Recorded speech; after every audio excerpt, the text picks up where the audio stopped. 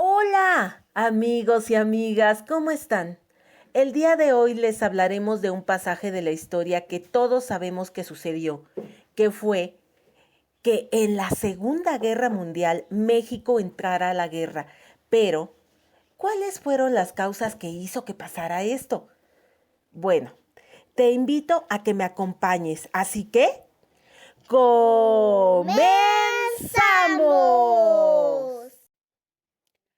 Para ubicarnos en esta época y este hecho, primero debo decirles que México, antes de entrar a la guerra y respetando su política exterior de no intervención, fue neutral en los hechos que sucedían en Europa.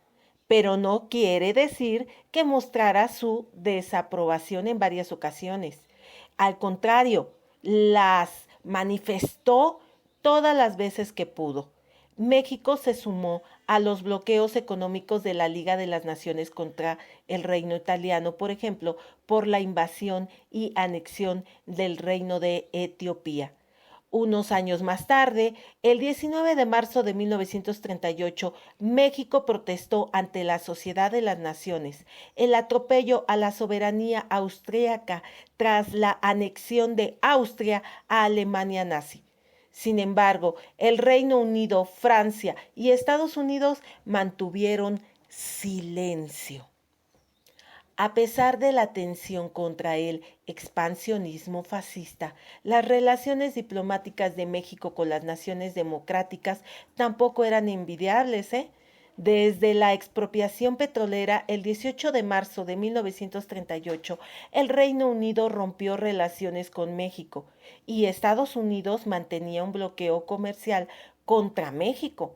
Además, la Unión Soviética había retirado su embajador desde que el gobierno cardenista brindó asilo político a quien creen, a León Trotsky.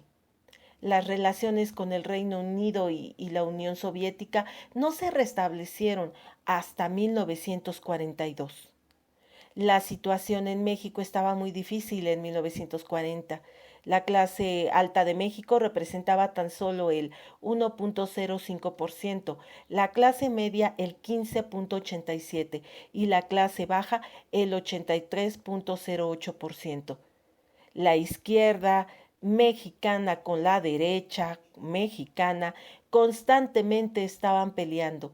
Estaba surgiendo una nueva clase de trabajadores con la industria, más instituciones con las cuales los trabajadores se respaldaban para organizarse y defender sus derechos.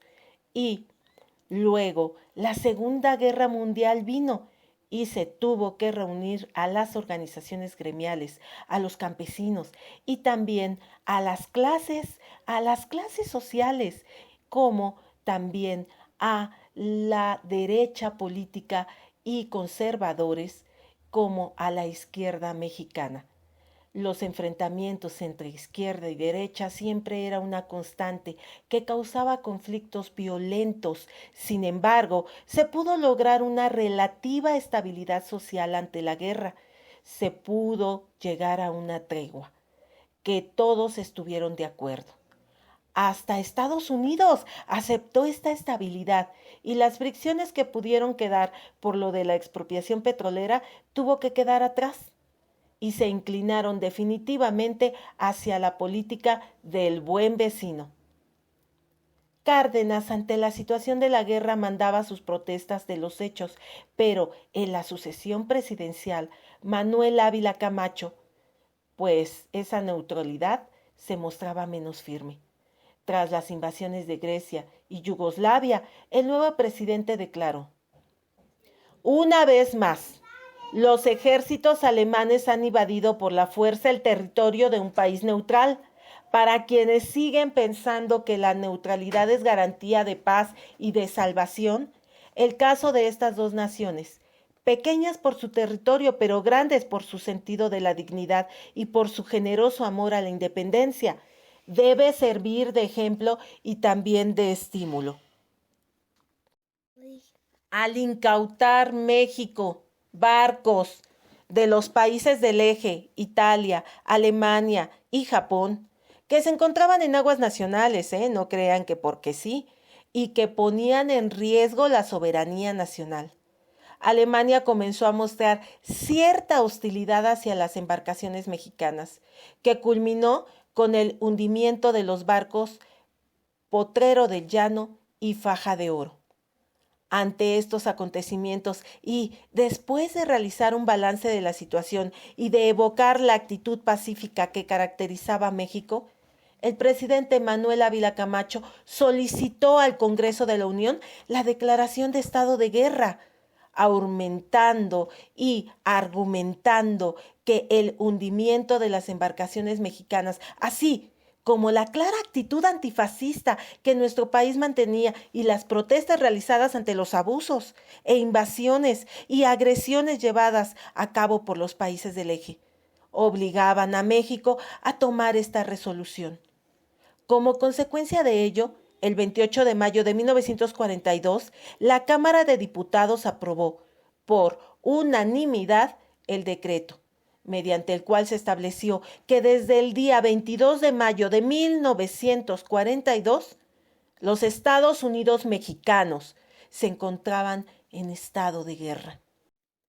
Como consecuencia de esta declaración de guerra, el 8 de mayo de 1944 se anunció la participación directa de tropas mexicanas en las acciones bélicas mediante la Fuerza Aérea Expedicionaria Mexicana, conformada por el Escuadrón 201, el cual fue destinado al frente del Pacífico para combatir a las fuerzas japonesas.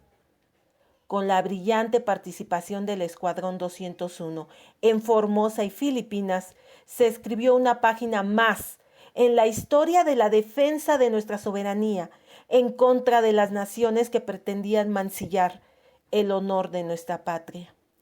Y así entramos a una guerra que finalizó el 2 de septiembre de 1945. Como ven, amigos, todo indicaba que teníamos que entrar a esta guerra. Las fricciones que había con los países del eje, las fricciones que teníamos con los países que se ayudaron y con nuestro vecino a causa de la expropiación petrolera se limaron.